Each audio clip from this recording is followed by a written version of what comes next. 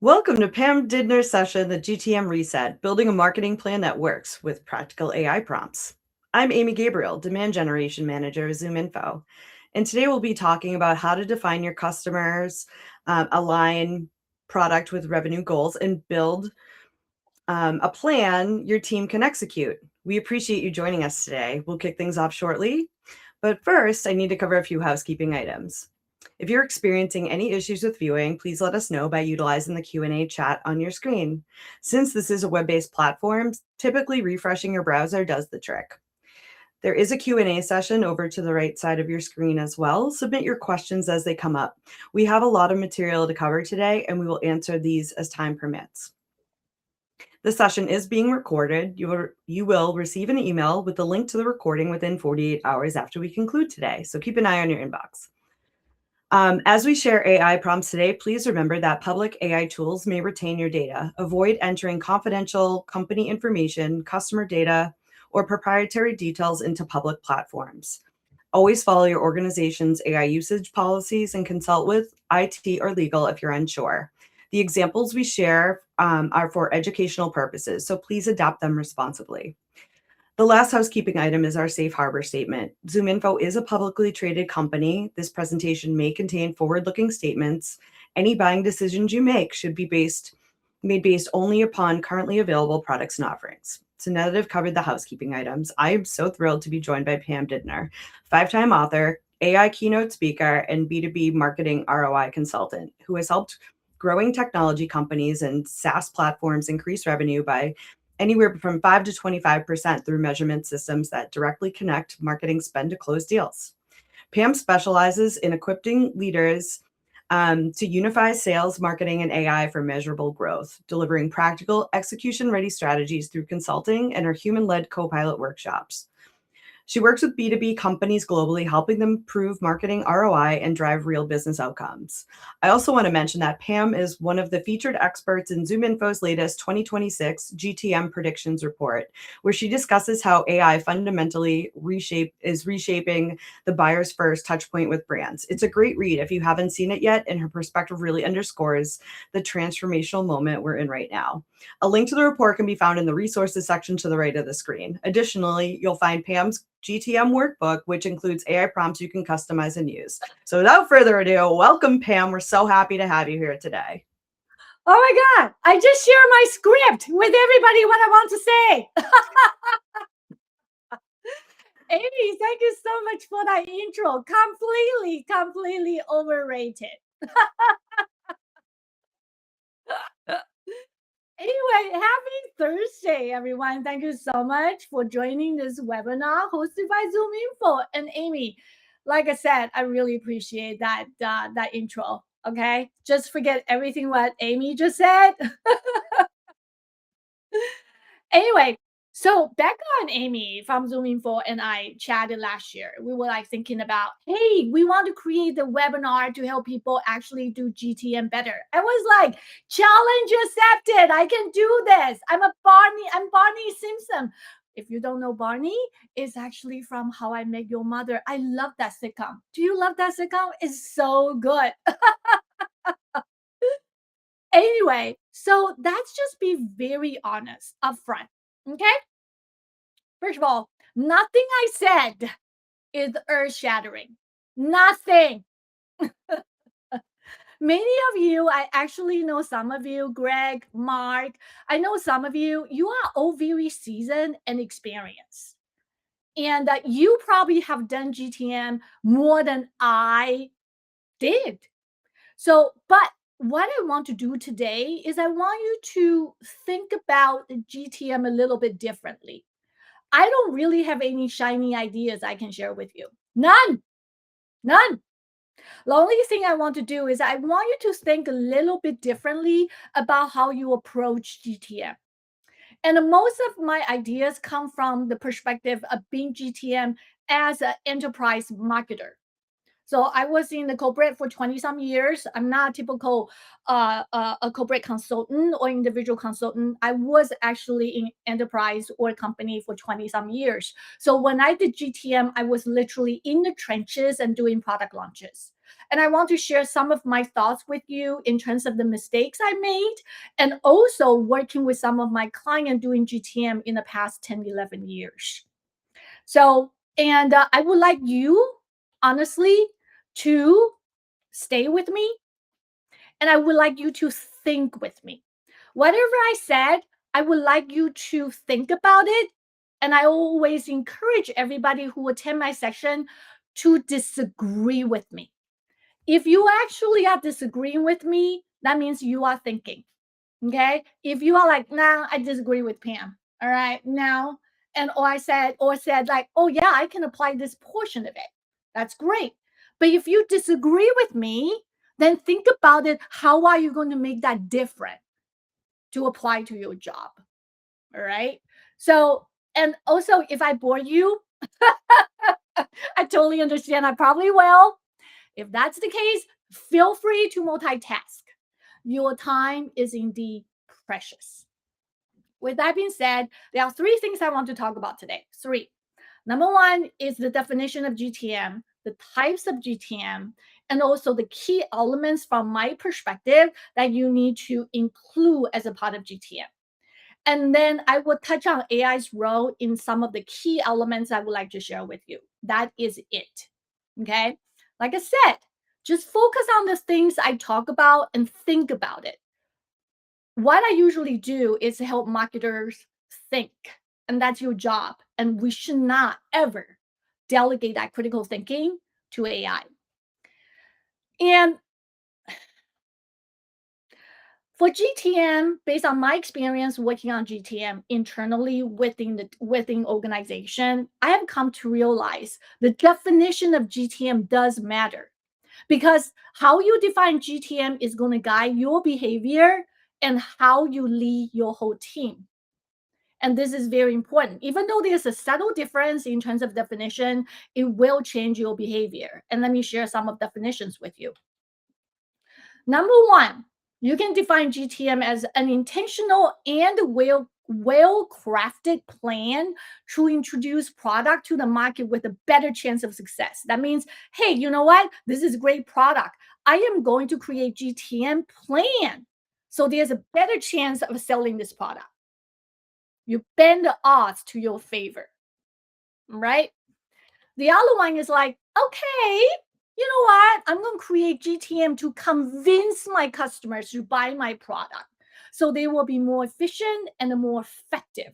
And I will tell you the subtle differences among the definitions. Okay, that's like I want to convince them. Okay. There's another definition that you will run into, especially on the internet, is a comprehensive sales and marketing launch that define ideal customers with a unique competitive product positioning that align with your product, your teams, your sales, your marketing. Okay? That's a slightly different definition. Why does it matter to choose the right definition in your mind internally? And also, which one would you choose? If we are doing like in-person interactive workshop, I would give everybody time to think, and then we will have a conversation. Unfortunately, I only have 60 minutes with all of you. So I want you to think about it silently in your mind. You don't have to share that with me, but just think about it. Okay. And why does this matter? I spell matter wrong. Okay, very good, Pam. Smart. I did this actually last minute, like literally 3 minutes before I decided to go live. So it's a matter. Why does it matter? Let me tell you the differences in the definition, how that will guide your behavior. Okay, the first definition, it's more sales focused. This is like the better chance to success, right? So you are going to more focus on, I'm going to educating the sales team. We're going to sell this product. The second one is more content focused. I want to convince you to buy. I'm going to give you information to show you why you should buy our product. That's more customer success and a more content focus. The last one is more internal team focus. I want to make sure all the teams are aligned so we can do GTM successfully. Whatever definition you choose will subtly guide how you put your plan together. Trust me, I know. So for today's talk, I really want to focus on the last one. My GTM plan, more or less, is a template to share with you how you can align, integrate, and work with internal teams. And any kind of GTM success is heavily hinged on how good your product is, how strong your sales and marketing teams are. Nobody will talk about this. Every LinkedIn post that you have seen on GTM is always talking about tools. How can we use tools better? I'm telling you, the GTM success has a lot to do with your product. Your product needs to be solid. You, as a marketer, needs to be convinced, you know what? Our product is good. If you are not convinced your product is good, I'm telling you, GTM is only putting the lipsticks on a pig. Okay, the product needs to be solid. And you have a strong sales team. Marketing, you know what? We are all good. We are all very strong. The other thing I want to share with you is a type of GTM. What kind of GTM are you doing? Are you doing new market, new products?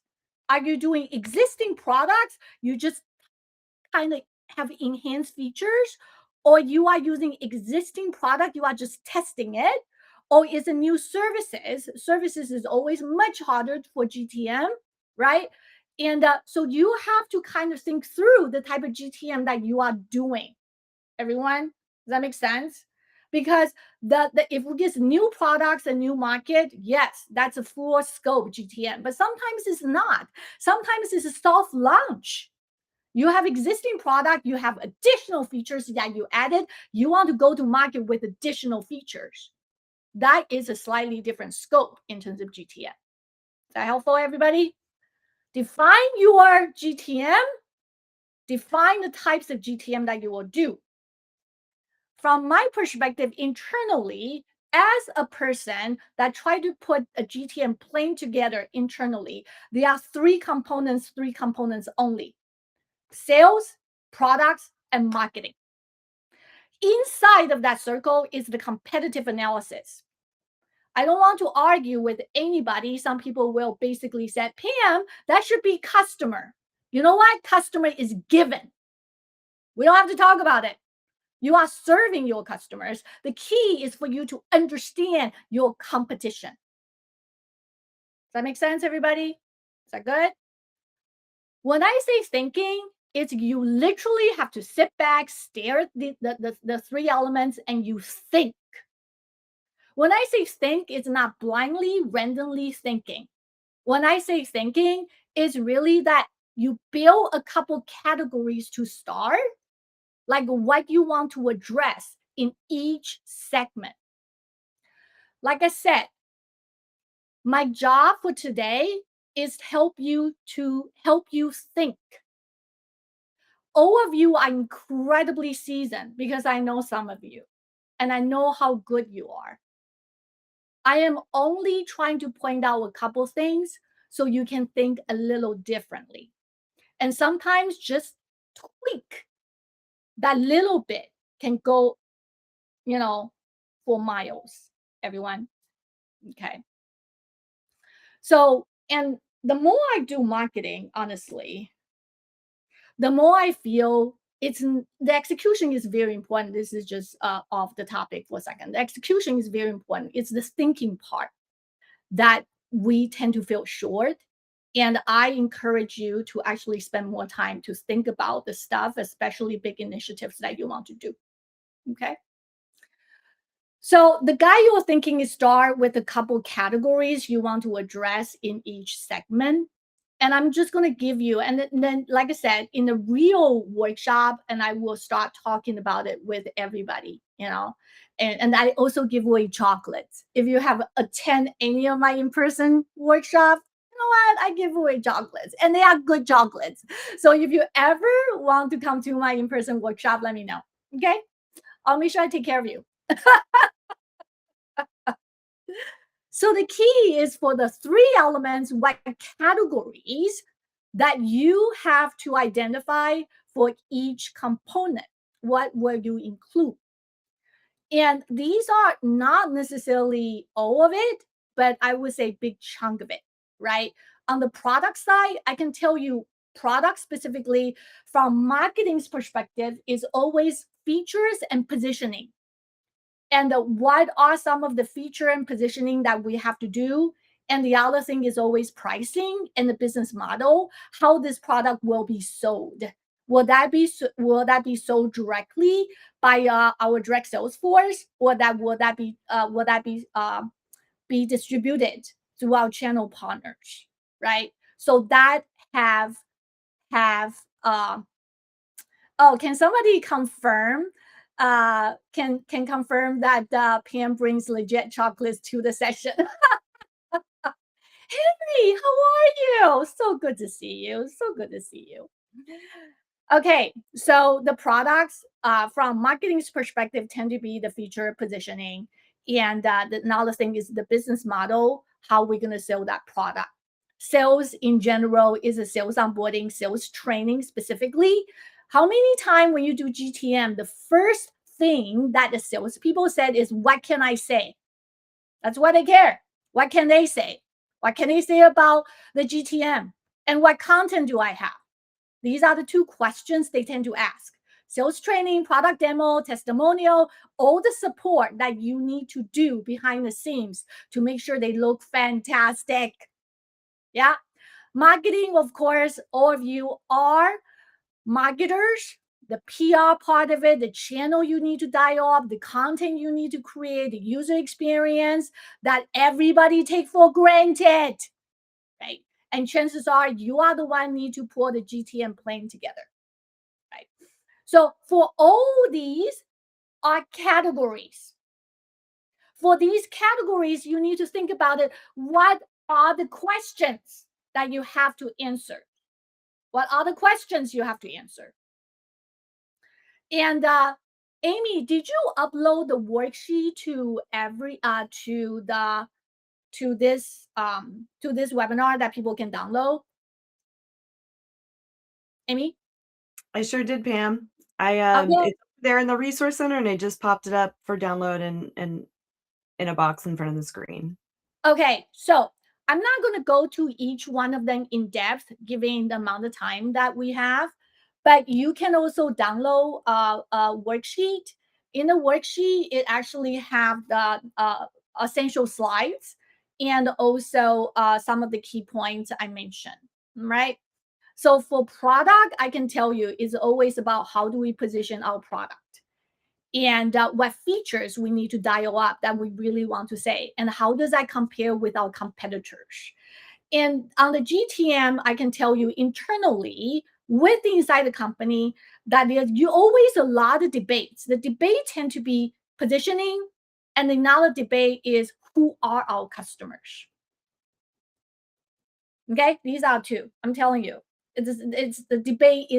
It will take forever. In general, the who are our customers sometimes requires even more discussion than you think, because your executive's definition on who the customers are versus the product teams versus the sales teams, they tend to be different.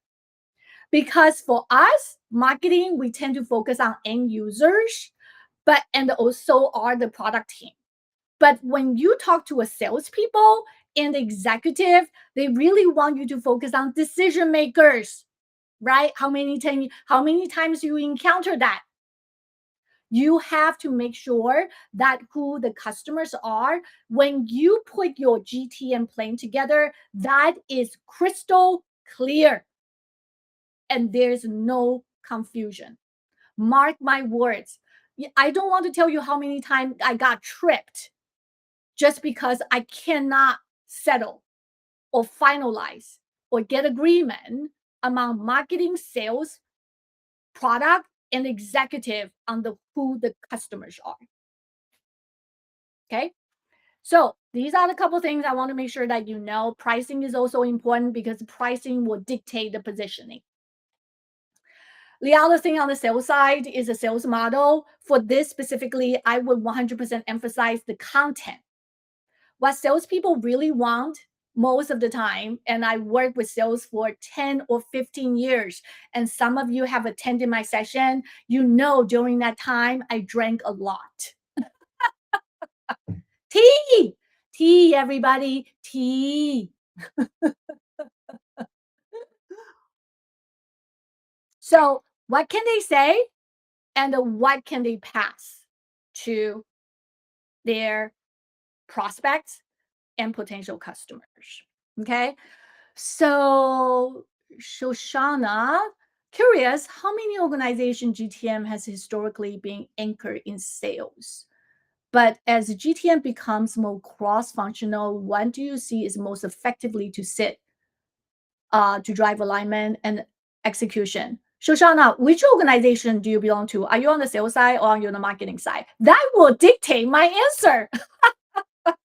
I'm kidding. I'm kidding. So, Shoshana, can you tell me, are you on the sales side or are you on marketing? Okay, perfect. Honestly, from my perspective, based on my experience working on GTM, the GTM planning and alignment tend to be led by marketing organization. Very rarely is done in sales, honestly. If it's done by sales, it's not by the sales organization. It tends to be by sales op or sales enablement. But in some organization, what I have seen, the GTM was led by product team. But majority of the organization I have encountered, experienced, talked to is in marketing. So if I would make one recommendation, I would say marketing. Is that helpful? Great question. Yeah. You know what? Send me a quick LinkedIn connection. I'll send you a $5 Amazon gift card. How is that? All right, Shoshana, it's very nice to email you and appreciate for the question. And on the marketing side, look at the list. Seriously, if you compare like the product side, whatever, a couple questions. You compare sales, several questions. And then this laundry list of the things that marketeers need to do. You know what? Our jobs suck. I'm kidding. Our job is awesome. All right. So there's a lot of things that because you have to lead. So there's a lot of things you have to take into consideration. The objectives, the success metrics, what channel you need to dial up, landing page needs to be created, the PR plan, blah, blah, blah, blah, blah. Yeah. And I don't have to tell you all, this is pretty much like what you do day in and day out. Your GTM plan revolves around answering these questions. That is it. Okay. And the question next is, how do we do it? Sounds great, Pam. I'm thinking about it. I have categories. I have a list of questions. How do I structure all the information? My God, there's so much information out there. How can I structure the information to help coordinate the internal collaboration? Great question. So what did you do this week? What I normally do, Reading. mostly. And how many books did you read? 17. And does reading 17 books in 1 week seem normal to you? No, of course it's not normal. I mean, does skipping 3 grades of school seem normal? Does going to Harvard at the age of 14 seem normal? I'm clearly not normal. I thought we'd established that was the problem. Carrie, I want you to do something for me. What? You and I are going to come up with a list of goals you're going to achieve between now and the end of the year. So for our next session, I want you to think about some of the things you'd like to have on that list, things you've done in your life, and enjoyed. What kind of things do you expect me to put on this list? All right, everybody. What's the name of that movie? If you can actually write in the Q&A section right now, you're gonna get a $5 Amazon gift card from me. Everybody was like, let me ask AI. Anyone? I am so happy I picked a B movie that nobody has seen before. Excellent choice, Pam. Excellent choice. Man, it's Carrie Pilby. This is actually a Netflix film. And like I said, oh, Lily was like, you got me stumped. Thank you, Lily. That is exactly my intention today. Anyway, so you don't have to go watch this film. Okay, you don't. I'm giving you the premise, and that's the first 90 seconds of the film. The first 90 seconds of the film basically tell you a couple things. Number one, if she's not happy, she's probably a genius, and she's very lonely. All right, she's seeing a therapist for a reason, and to fix her problem, she has to have a list. That's really the bottom line. That is the opening. The opening is super clear. That's a hero's journey. The hero's journey is she needs to either complete or fail the list. That's a hero's journey. That's your opening. Your opening of your GTM plan needs to be that crystal clear. Nothing else. Your opening needs to be that clear. You don't want your executive guessing. You don't want your salespeople get confused. You need to define it so clear that there's no confusion whatsoever. People look at the first two slides, they know exactly what you're trying to accomplish. That is the opening of every single plan that you do. If you have heard me talk or you have come to my workshop, how to do marketing plan, my opening or my approach is exactly the same. It doesn't change. Your opening matters. Okay? So, how do you do opening? The GTM. Well, what is your GTM goals? What's your GTM objectives? What's your strategies? How are you going to support sales? What is the timeline? GTM is not forever. We only have like specific time we're going to do go to market. How long is that? Again, who are our target customers? Are we only targeting US, or is it US, UK, and Germany, or US and China? Whatever is necessary. And the KPI, key performance indicators. That's your opening. It's very clear. Objective is what. Strategies is how. I'm not telling you that you have to write a laundry list of a how. You don't have to. But you should have a high-level strategies to inform your internal stakeholders, no matter who. You also have to tell them, guys, there's a starting point, there's an end point, right? So here's an example very quickly. Go to market. Generate 50 free trials and 2 opportunities 8 weeks after launch and 2 opportunities. Okay, so this is very clear.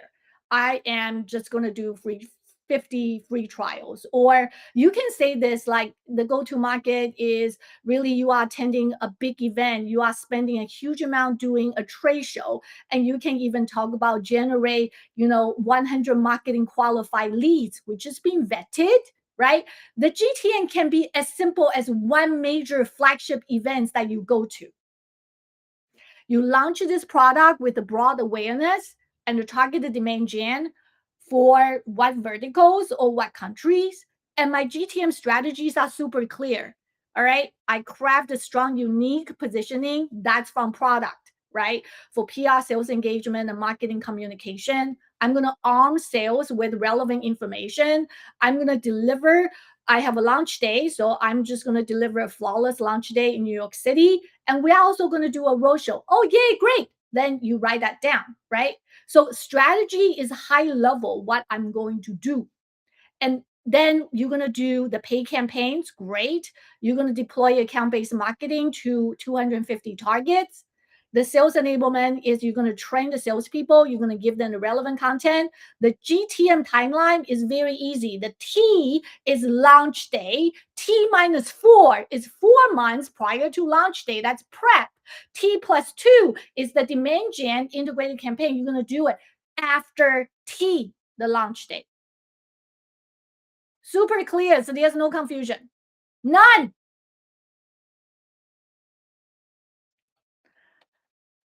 Target customers right here, I tend to encourage that all of you to write verticals by vertical or by job titles.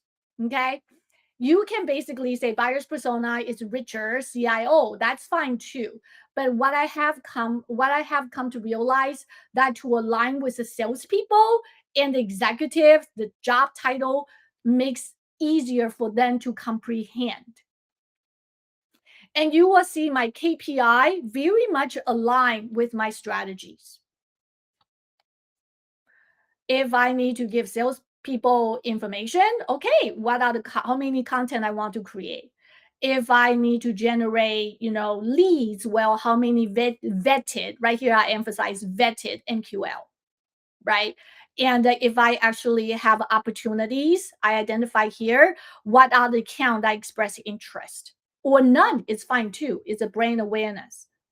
So these two somehow set up and start my GTM planning. Then the middle part of your GTM is to explain everything that you said on slide 1 and slide 2. That's it. That's it. That should be your GTM. You can determine what kind of process you want to use. You can determine what tools you want to use. That's all very important, but you have to set the opening. Okay. And by the way, you don't have to complete this the first time when you share this opening with your executive. All this can be missing information. You can say trend XX sales rep, or you can say T minus, like 3 months. This is subject to change as time goes. Should be a living slides, because they are going to, your executive and your salespeople, your product team are going to give you different information at different given time. This is subject to change, and you capture it as you go. Is that fair, everyone? Okay. It's a living document. So how do you use AI to do that? So it's actually already in your worksheet. You can basically say you ought to go to, this is a prompt. This prompt is very, very simple. Mark Serkin, who actually joined the call, is sophisticated on doing prompt engineering and also creating agent. My prompt just look very rudimentary. But I'm just going to give you some ideas. You are the go-to-market specialist for what company, and explain very specifically what you are doing and add more information about the product. And you set up basically your task to fill out this information. You set up this information exactly the way that AI will answer, align with how your opening will look like. Yeah. Then you give additional information. Here's a context you should use. You are giving additional information from your perspective that the AI will need to fill out the blanks right here. And all the information right here, you should be able to gather them from the list of a question I shared with you earlier. Cool? And of course, if you want to build an AI agent, it's better to actually convert your prompt in a markdown format. You can basically say markdown format. If you don't know what markdown format is, basically another prompt example. It's similar to what you are written for natural language, but you are writing in a way that AI can easily understand. Okay, so you can see this is a markdown format of it.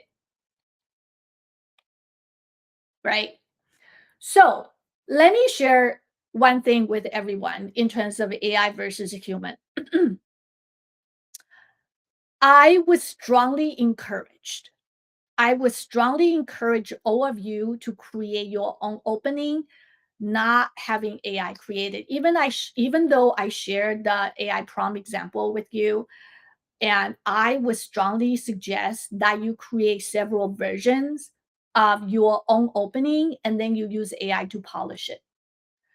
The reason is I don't think, this is just Pam's opinion only, and you can violently disagree with me. I don't think we should delegate the strategic thinking or the critical thinking capability to AI just yet. Set of a great opening is like writing a great opening of the screenplay. That writing needs to come from us first. Then you can use AI to polish it. I still write my own opening. The script I share with you is my own writing first, and then I ask AI to polish that. Can you imagine I create this whole deck by AI? You are going to kill me. Opening, I strongly suggest that you do it first. Okay? You and I are going to come up with a list of goals you're going to achieve between now and the end of the year. Bucket list. I do not have the emotional maturity to deal with a terminal friend.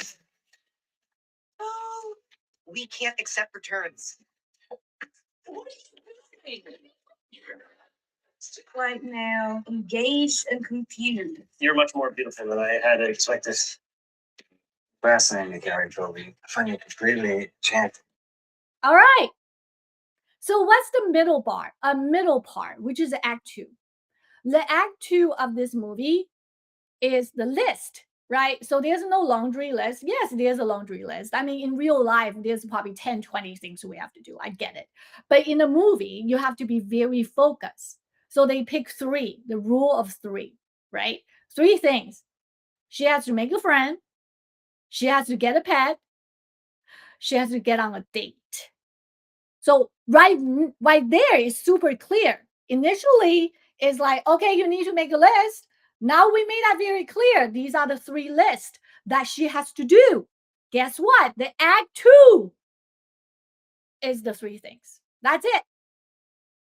That's it. That's what you need to do for your planning in the middle part. It's what are the 3 things that you really want to talk about? And the 3 things has a lot to do with here.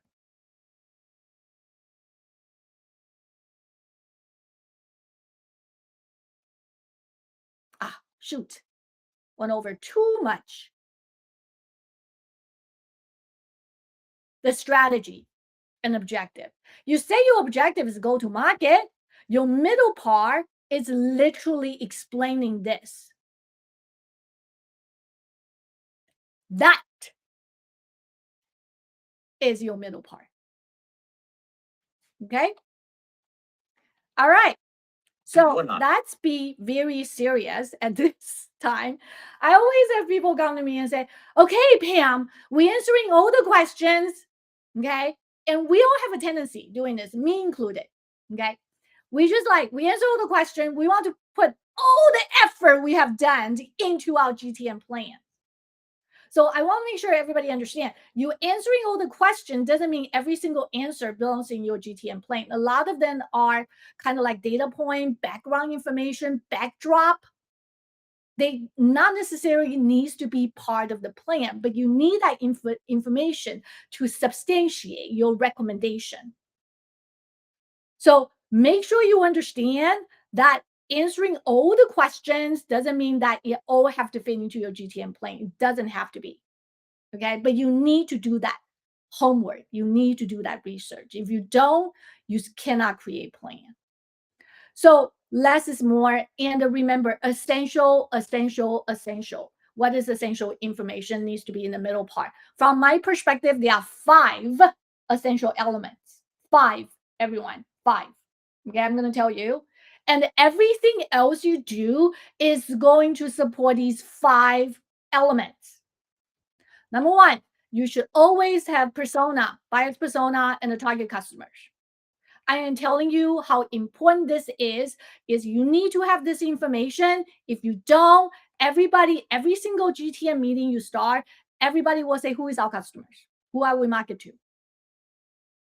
You have to have this slide down. You can have 3 customers, you can have 2 customers, whatever that is, whatever that number is, you need to have it.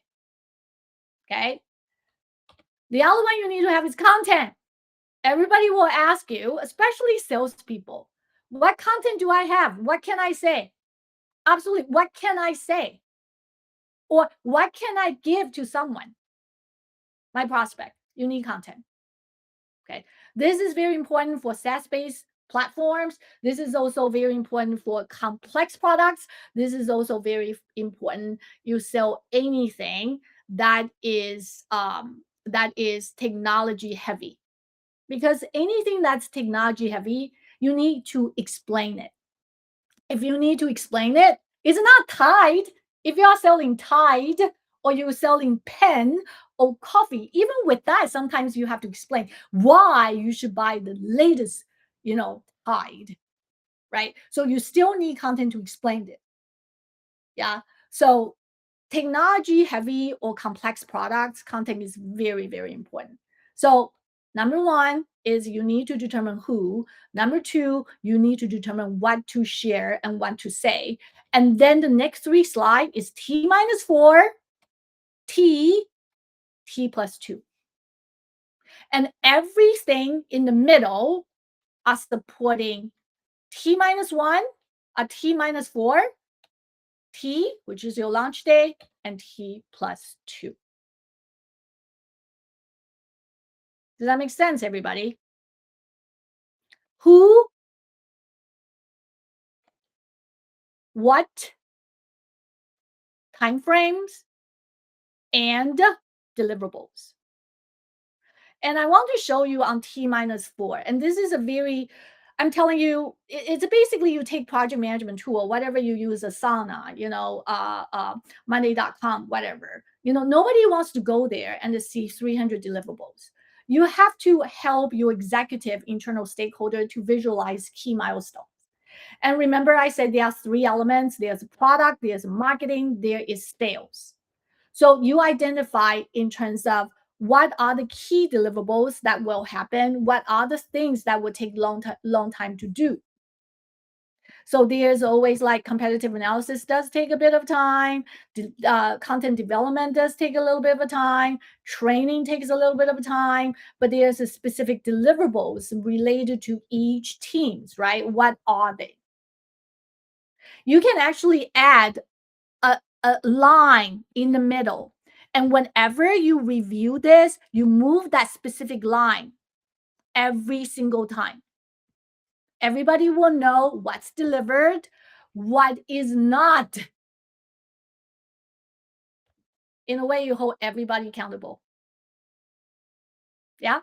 So right here, the product A launch at the CES, January 7th, whatever that day is. I would say any kind of product launch or GTM, it's about 16 weeks of a planning if you work in the mid-sized company or enterprise. 16 weeks. You can get it down to 8 if you want to, but you will have a lot of sleepless night because it does take a lot of effort to do content and the messaging and positioning and get your opening right. It takes time. Okay. Launch day. Basically, there are stuff you have to do during launch time. Yeah. Right. And then, of course, the post-launch rolling thunder. I call it rolling thunder because it sounds good.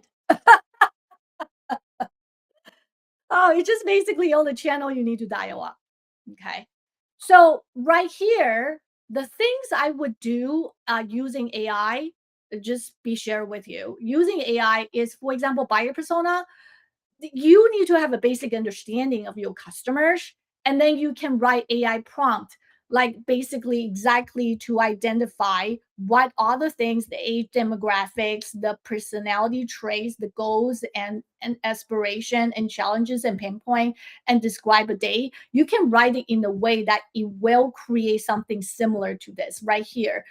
This is a prompt I wrote, but you can also create agent. And then this is basically AI's response, exactly the way that I want it to create it. Paragraph 1, paragraph 2, paragraph 3, which is aligned with right here, the 3 paragraphs I have, and then the goals, aspiration, and the challenges and pain point. So there is a AI example, and then this is a human example, and then it's your job to determine, how do you want to modify it to make your human example even better. And of course, many of you are sophisticated. You can create an agent. You can feed a lot of information that you gather from ChatGPT or even from your own research, and you can create an agent.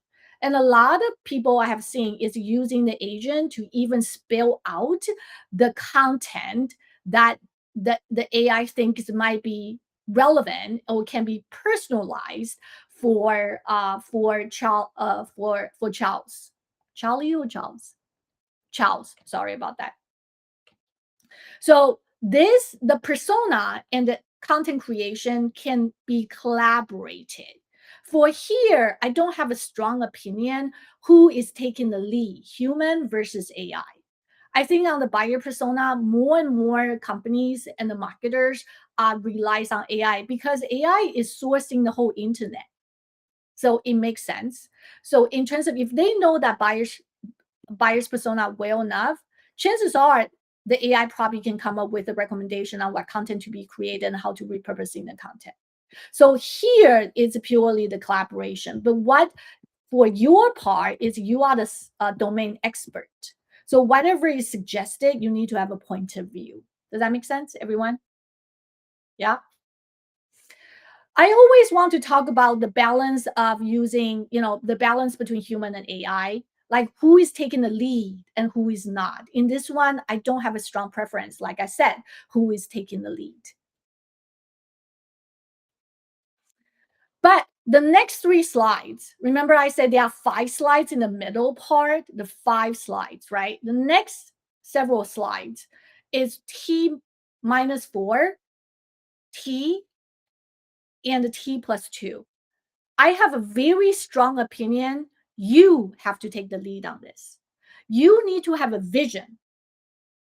By answering all the questions I share with you, you need to have somehow a vision who is delivering what.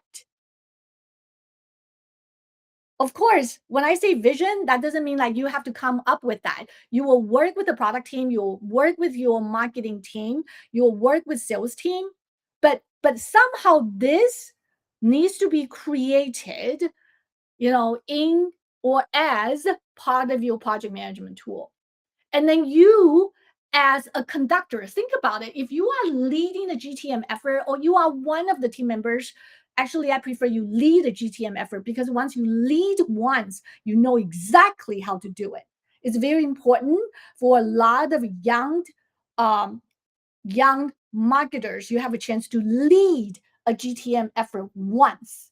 Because you leading it, you can see like what other elements need to be pulled together to create a GTM plan internally within your company. Okay, so pull those information and showcase what are the relevant elements that you want to communicate with your sales team, with your product team, especially with your executives. And then you showcase launch day. When does it start? What does the agenda looks like? Who is the person who will take over, right? You showcase this. Everything that I do here is visually display that you have ability to think strategically, that you have ability to pull all the elements together, pare it down to show the key elements to your internal stakeholders and executives. How cool is that? 1 slide. I don't have that many slides. Have you noticed? For this one, the 3 slides I share with you, you need to build the timelines and deliverables. Use AI to identify gaps. They are so good at that. So good. You create it, you ask AI, say, where are the gaps? They will tell you. You can ask AI, I'm going to present this to my management tomorrow. My management is the president of the blah, blah, blah company in this vertical industry. Can you tell me what kind of questions this type of person will ask? You use that. Again, what are you doing? Identify gaps. And then, of course, the next step, you say, okay, what should I do? You ask for recommendations. Is that helpful, everybody? I want you to think differently. That's all. I don't want you to change your GTM methodology approach. I want you to think a little bit differently. Next, make your closing count. Closings tend to be, when you have a GTM plan, always imagine that as your living document. Don't create new plan every single time when you meet with your internal stakeholder. You have one master deck. You update that deck on regular basis. You add slides. You move slide to the back as a backup, right? So your closing may be different every single time when you use that master deck, when you present it to your management. You can summarize, your GTM plan. There are times you will be asking for help. I need more budget. How many times you have to say that? That's help needed, right? So you identify the gap. Like, for example, the gap is right here. Okay, we need to translate the content to, Germans. We never anticipated that. Or all of a sudden, we decide to add Japan as a new country. We never anticipated that. There's a budget that I needed. That is help needed. Yeah. C decisions. For example, positioning. Okay, we have 100 features. Okay, these are the 3 features I think we need to dial up. What do you think? Do you agree with me? C decisions. Next steps. What am I going to accomplish in next 8 weeks? Follow up. Who hasn't gotten things done? Politely remind them. That is your closing. Every single time when you do updates, it's going to be a little different. Fair? Okay, very good. So I talk about opening. I talk about middle parts. I share 5 different slides from my perspective I think you should use. But again, think about it. And you don't have to agree with me. If you don't, that's perfectly fine. But then what is your recommendation to yourself what that slide should look like? Closing. Every time you bring the GTM updates to your management, what are the action what are the action you want them to take? You have to guide them. Okay. There are 2 F words. 2, not just 1. You were like, seriously, Pam? Yes, I'm not going to curse like drunken sailors. So I usually do offline. I'm kidding. There are 2 F words when you work on the GTM plans, especially with your internal teams and executives.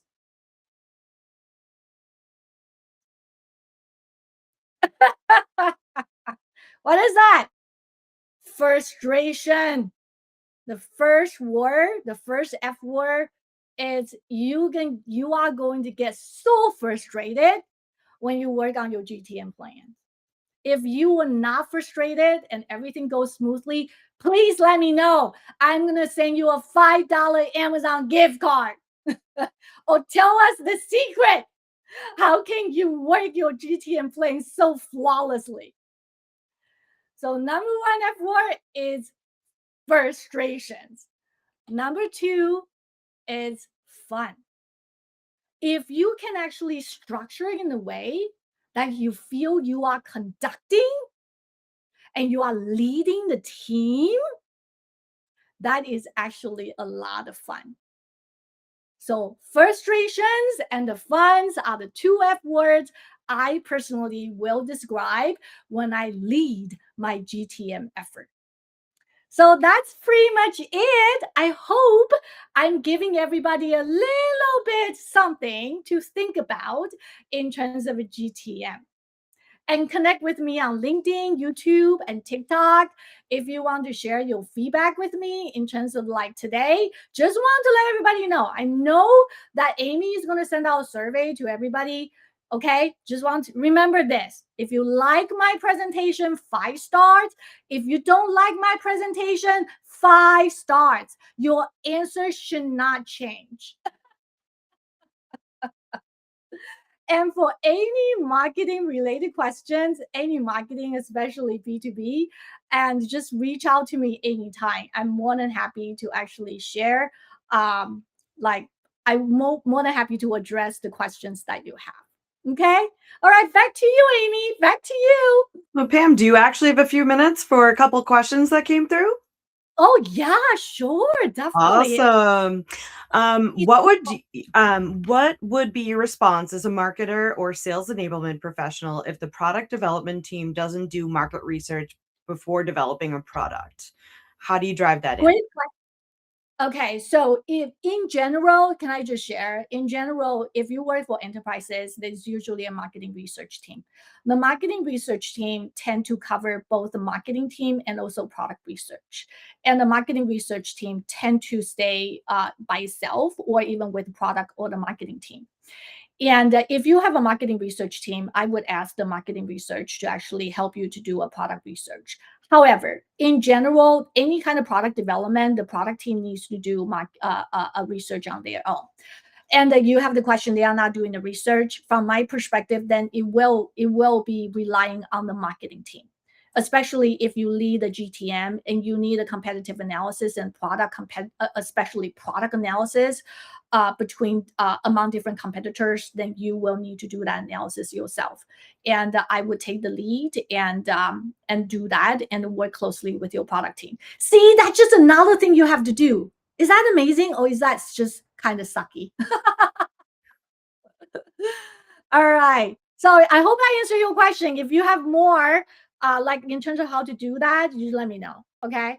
And go ahead. Amy, right. there's another. Here's another one. I feel like we're constantly building while also needing to execute. Products evolving, the organization is evolving, messaging also evolving. How do you personally think about go-to-market planning when all things are still moving? Oh my God. It never goes away. Who is the one asking that question? What's his or her name? As Shoshana. Shoshana. Okay. You again, Shoshana? Great question. Okay. Can I tell you something? Just it's just marketer to marketer. Okay. That happens to every single company. Every single company you work with, the things are changing on a regular basis, and it never goes away. It never really ever finalizes, honestly. So what you need to do is you have to be incredibly nimble and flexible, and then you just have to develop the mentality of embrace it. Is it going to change tomorrow? That doesn't mean it's going to change tomorrow. That doesn't mean you should sit like still not doing anything. Just based on today's information, what are you going to do? And then with tomorrow's new information, you're going to modify a little bit. If with tomorrow's information or the new product coming, you have to make such a big shift, well, something is not right for your marketing plan to start with. But if it's a tiny change, then your marketing plan is actually on the right track. Does that make sense, everybody? That's very important.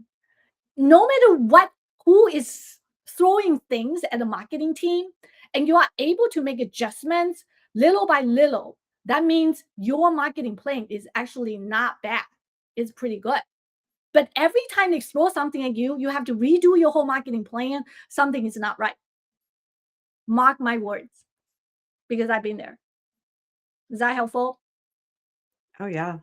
I have one more for you. You had mentioned that Yeah, you had mentioned that your go-to-market plan should be a living document. So how do you Yeah. avoid scope creep or protect against wishy-washy stakeholders who want to change everything, the segments, the objectives, all the time?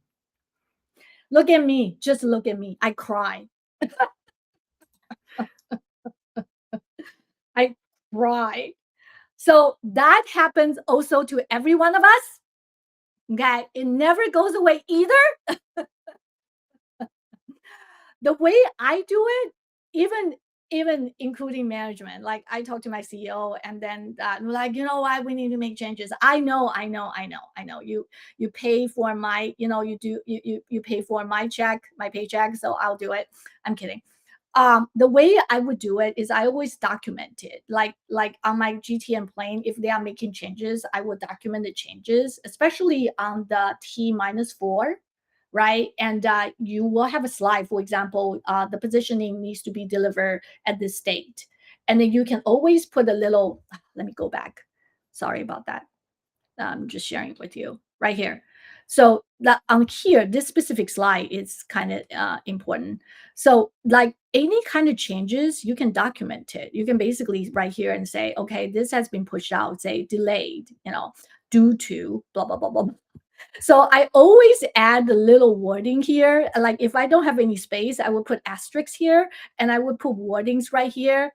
And I literally would document it to the point that my internal stakeholders say, I get the point, Pam. Yes, we change all the time, but I still need to make change. I would say, okay, girlfriend, I have no problem. You are making changes. I just want to let you know this kind of changes does impact us.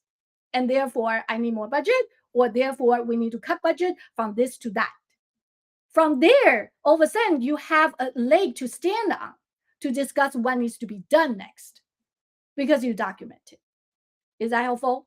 Okay.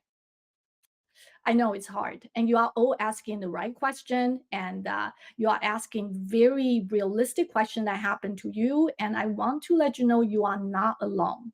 That happens to all of us. All of us. Okay. Go All ahead, right, that Amy. was all. Thank you so much, Pam. It was a pleasure having you on today. Thanks everyone for joining us. This has been great.